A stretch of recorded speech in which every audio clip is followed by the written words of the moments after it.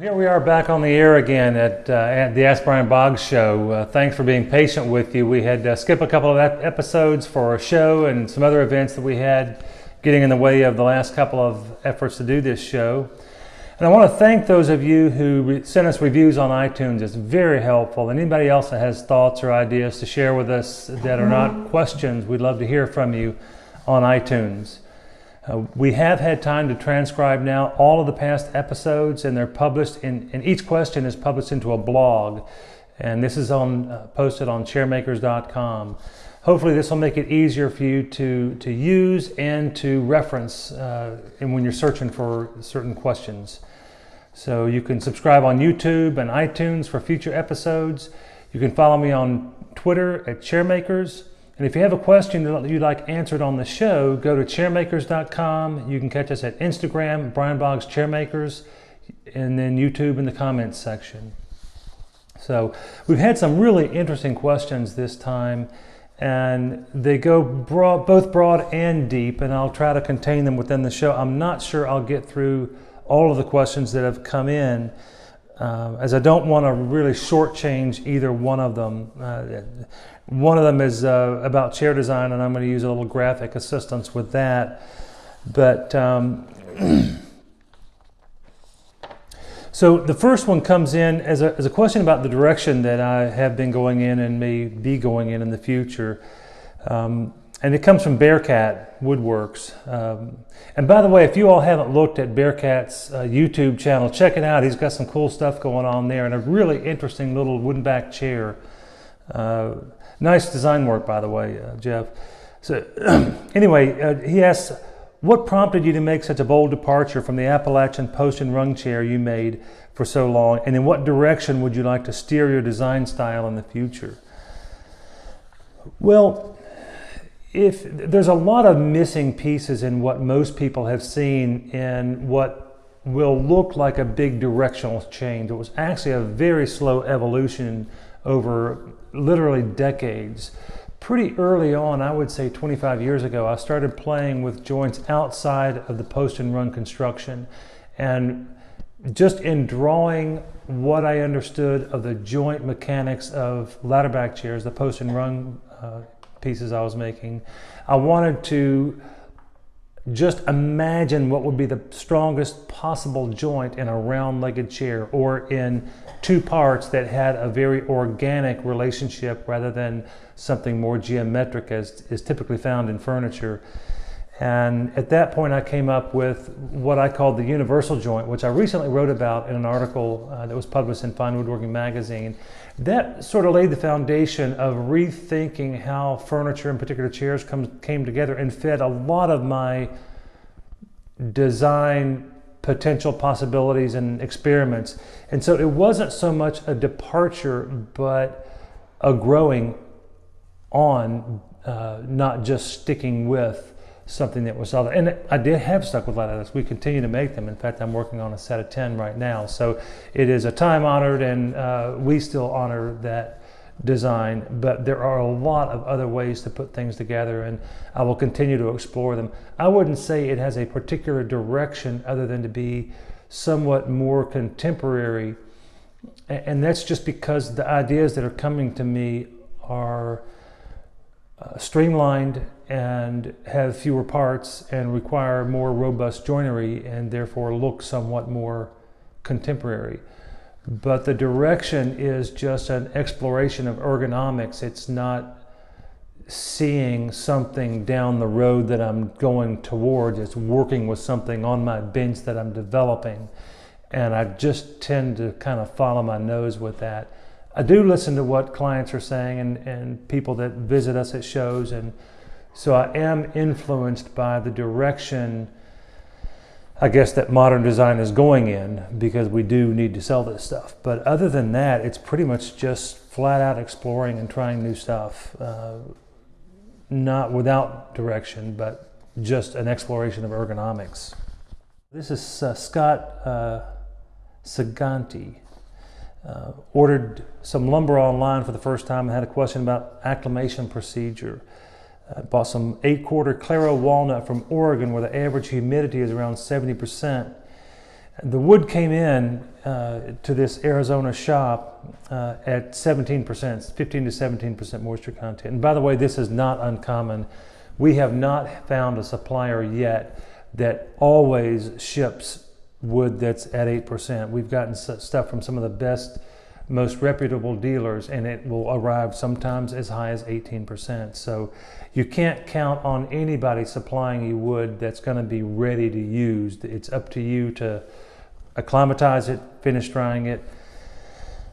But Scott asks, what do I do to acclimate this wood in a shop where this stuff is going to naturally equalize at 5%? And we actually have a room that we use. We call it a drying room. It's really a kiln where we finish drying wood that we purchase or finish drying wood that we're drying from green. And in that room, the wood will get down to 4%.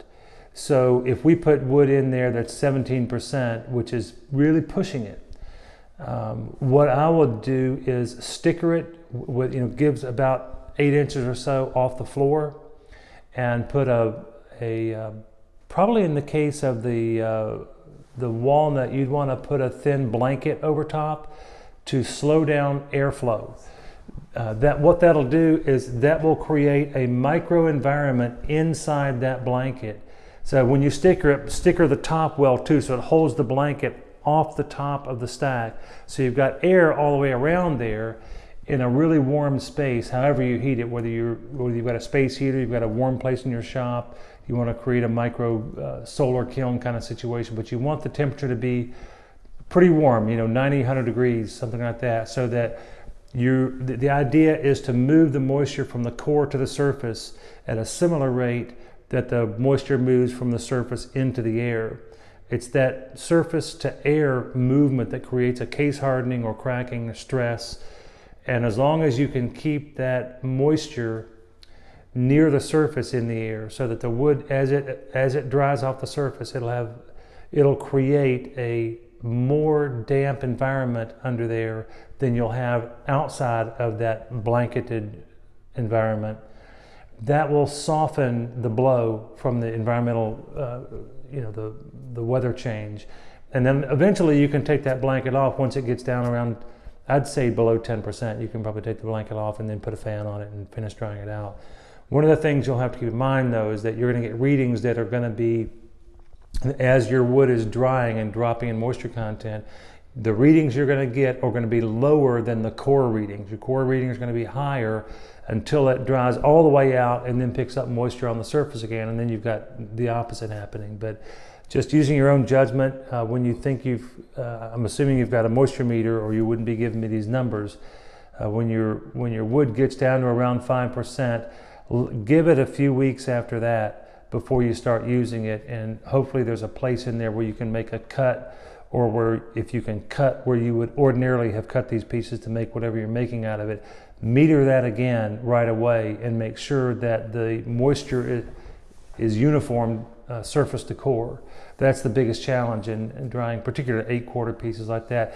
And walnut, all walnut, and in particular this Western Claro walnut, it has a tendency to hold pockets of water in places that you wouldn't normally predict.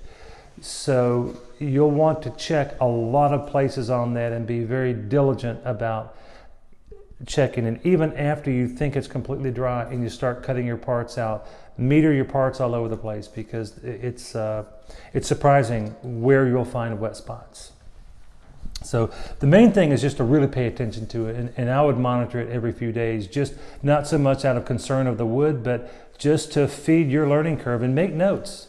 What was the temperature? What was the humidity in that area? Well, if you can put a hygrometer inside the tent, the blanketed tent, that will help tell you what the difference is between the environment the wood is in and the environment that you're in.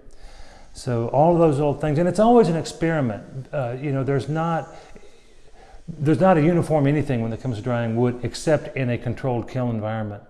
So in a shop, there are always variables. So just keep paying attention, and don't come to any assumptions or conclusions just because you've had some success. You want to gathering data and just keep learning, because you're never done. You're always going to be in school until you quit paying attention. So there's a lot more about that. R. Bruce Hoadley talks about it in his book, Understanding Wood.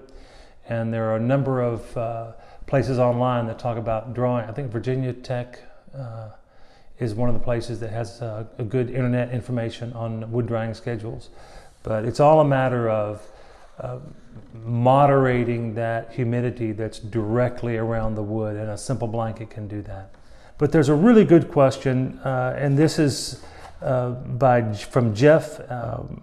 But it's, to summarize the question, it's about how do you find what the comfort curves are in a seat and in the back of a chair. And other than just to experiment a lot and try different things, I don't know what to tell you, because that's what I've done and it's what I continue to do. And I don't know if I will end my journey of refining what those numbers are. But what I have done that I'll share with you is create what I call the chair constellation. It looks like just a bunch of stars. And I've made a graph here. Is my sound still good as I turn around, Kevin? So this doesn't look like it makes sense because it's not relative to anything you can see, but these 4 dots here are on the plane of a floor. The 2 dots here represent the forwardmost and rearmost positions that are good for a front leg, and that's based on the center of gravity of the person sitting. These 2 dots here represent the forwardmost and rearmost place for the rear leg, and I just don't even worry about that one. For me, this is a constant. I want this to be behind any part of the person's body in the chair so that the chair is stable. These 2 dots represent the front and rear of the chair. You might be able to tell that the rear one drops a little bit. For the most part, that's about a 5/8 inch drop over a 16-inch seat. And then this dot here, this is the lumbar star, and it represents the radius from here that the lumbar exists at. This is the thoracic star, and this is the radius of the thorax. So it comes in here like this, and they form a straight line between the 2. Is it coming okay? The marker is very light. Okay, well, I didn't want it to interfere. They'll see it better in after. Okay, later on this will show up, but I wanted this to be faint so it didn't start looking too complicated. I'm just kind of pointing more than anything else. So you've got your thoracic curve here, where the thorax or the upper back, the lower back here, this is the lumbar radius point. And then this is the thigh curve here. And this is, I'll call this, this is the arse star. This makes a curve here, a subtle, fairly shallow curve here. And the line between these 2 is the point where they change from the thigh curve to the arse curve. And so there's your seat curve there. So now in drawing these from here to here, I'm going to get a thicker curved pen. You've got your thoracic curve here that ends where your lumbar curve begins.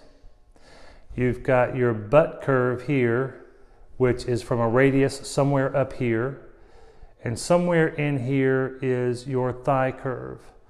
And those will give you, in the right orientations, will give you a very comfortable chair. So the critical numbers then, relative to the floor, are the height of the front of the seat. We know that's 18. The height of the rear of the seat minus 5/8 is 17 3/8 off, vertical line off the floor. I don't know what there's a lot of these numbers, I don't know what they are. I keep changing them and playing around with them, but there's a curve that the thigh curve comes from somewhere around in here, The butt curve comes from somewhere up around in here. There's a lumbar curve back here somewhere that radiates, and then about out here there's a thoracic curve. But if you'll chart those right or wrong, play around with them, and then when you adjust them, make a note so you don't lose that information chair to chair. And then there's a whole other set of information. If you're looking at the chair front to back, there's a saddle that goes this way.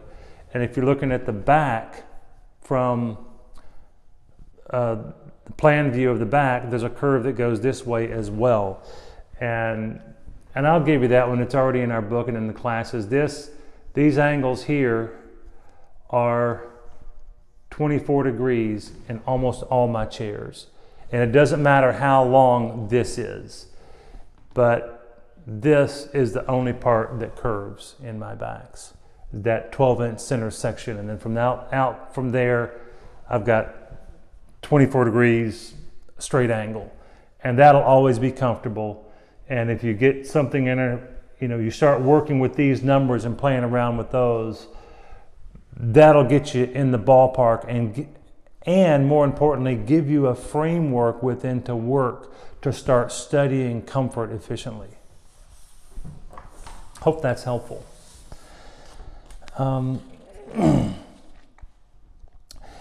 Question about Greenwood chairs. Again, these are all from Jeff. He was asking such good questions. I want to answer most of them. When it comes to moisture content, you spoke of using Greenwood together with without glue and using a 15 to 8% moisture for the parts that have the mortise, which would be the legs, and then super dried tenons or dowels going in them. Is it possible to do this with kiln dried wood? Well, theoretically possible, but I wouldn't bother. If you can't get good access to Greenwood chair maker is just not going to give you any of the advantages that the tradition had. And one of them is ease of working, ease of bending, and you're taking advantage of the drying cycle of wood to dry your chair out. If the wood is already kiln dried and you can only get access to kiln dried wood, then work with a different design. Now, the cherry and walnut ladder backs that I make are not Greenwood chairs. I do use the idea of Greenwood in that I super dry the rungs before turning them to final dimension. We'll rough them out as octagons and then dry them to 4% and then turn the tenons. The back legs are steam bent and so are the slats, and those can be done with kiln dried wood. If you'll saw along the grain as best you can, and then I would put them in the steamer, prep them the way you would, put them in the steamer for about an hour, let them sit in there overnight, and then soak them for 3 days. Then they're ready to steam again.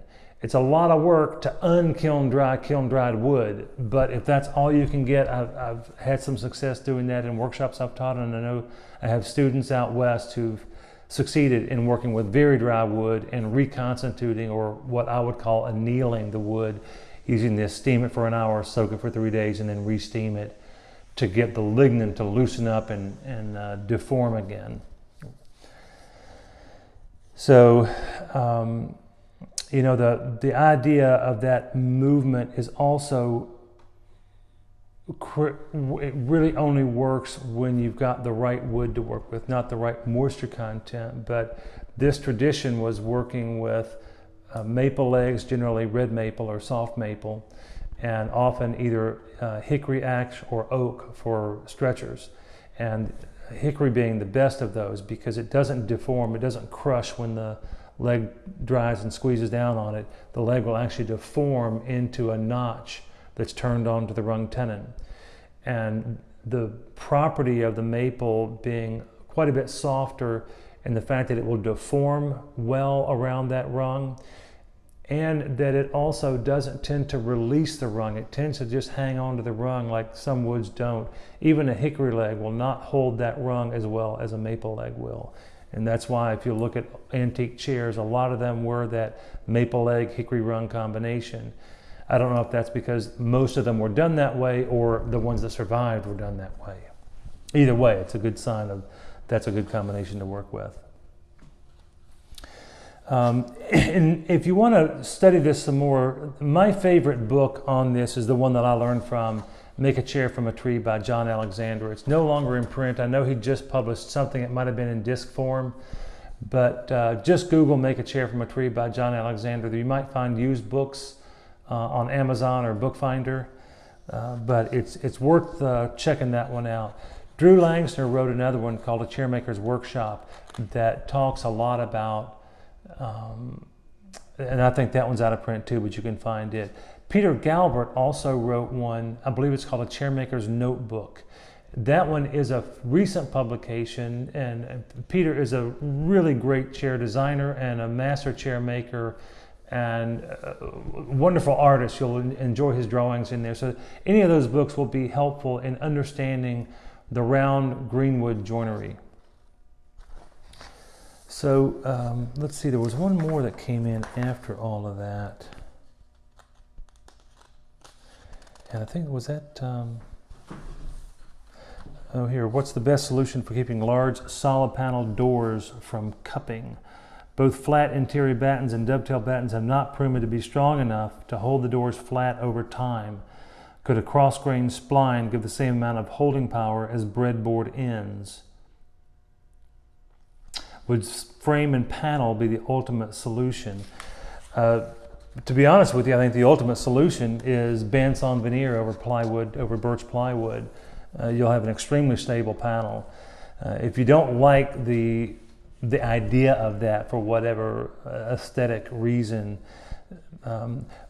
working with quarter sawn wood that's very well dried is your best option. And I like, especially when I need something that's going to be very stable and needs to stay very flat, I want to dry that wood out well below its lowest moisture content in the life that it's going to have wherever that is. And so you're going to need a moisture meter to be able to do this. So managing moisture is going to be your friend, and using quarter sawn wood is also a really good idea. Using woods that are relatively stable will also help, mahogany being one of the most stable woods we have access to. Even though it's an endangered species, there are sustainable sources of it. But even quarter sawn oak, quarter sawn maple, quarter sawn cherry, and walnut, once they're quarter sawn, they're all quite stable. So those all would help you a lot. And then designing your cabinet so that you're not creating a trapped moisture situation inside, so you've got airflow inside the cabinet, so that you're not, the warpage is going to come from either wood that's not dry when you work with it initially, or from a differential outside the cabinet versus inside the cabinet. So if you allow airflow through that to minimize that moisture differential, the wood shouldn't be warping at all, with or without battens. So if your standard methods or your traditional methods of battens interior or breadboard ends are not working, I would look for finding what's causing the warping to begin with, and I would suspect that your wood is not thoroughly dry. I've asked about seat comfort, but I was wondering about the curves in steam bending, and let's see, this is Jeff. Man, you've been asking all the questions. He wants it all.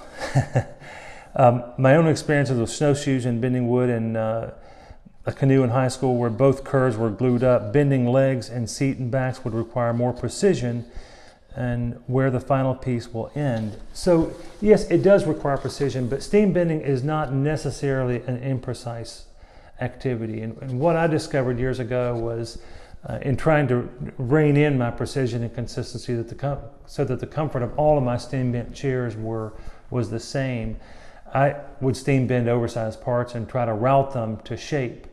But what I found is that if they weren't the right curve before I routed them, I'd be taking material off the back of this one, the front over here, the back over here, in order to correct that. And a steam bend has a lot of surface tension in it because you've compressed the back of a curve, you've stretched the front of a curve, and when you start releasing or relieving or cutting away those tense fibers, then the piece will change its shape right in front of you. So it's important to get the process of steam bending into a much more controllable thing. And I'm starting a series now with Fine Woodworking, and they're supposed to be shooting here pretty soon for the first step of that, but it's how to get your curve on. It's comparing steam bending to lamination to sawing a curve, why you would do each one. And we'll also be covering that some more in future classes. But steam bending is a great option for chair work. It is the least expensive once you're tooled up for it. It's the most efficient, and it allows you to sculpt pieces like this after you've bent them. If I was to cut away and start shaping this, if it was a bent lamination, then I'd be exposing low angle glue lines, which would be unattractive. So in this case, bending was the best option. Now I'm laminating these back slats right now because I want to make them as thin and strong as I can. Lamination done well is actually going to be stronger in its volume, for its volume rather, than a steam bend is. But what I've done here is, to your flexibility thing, is I've eliminated the arm to back attachment so that this is quite flexible here. So when you lean on this, the entire back is free to flex. And that is from, experimenting here with what I can get away with. Knowing how big and how big and strong a part needs to be and how thin and flexible it can be requires some testing to build a sense of structural integrity, and you've just got to make some stuff and destroy it. There's no other way to gain a sense of what wood can withstand, or what a chair needs to have for strength. And beyond guiding you in your chair design work, having that sense of structural integrity is a really critical piece in mastering woodworking. Thanks again for the great questions, you all, and keep them coming. And again, let us know what you think of the show.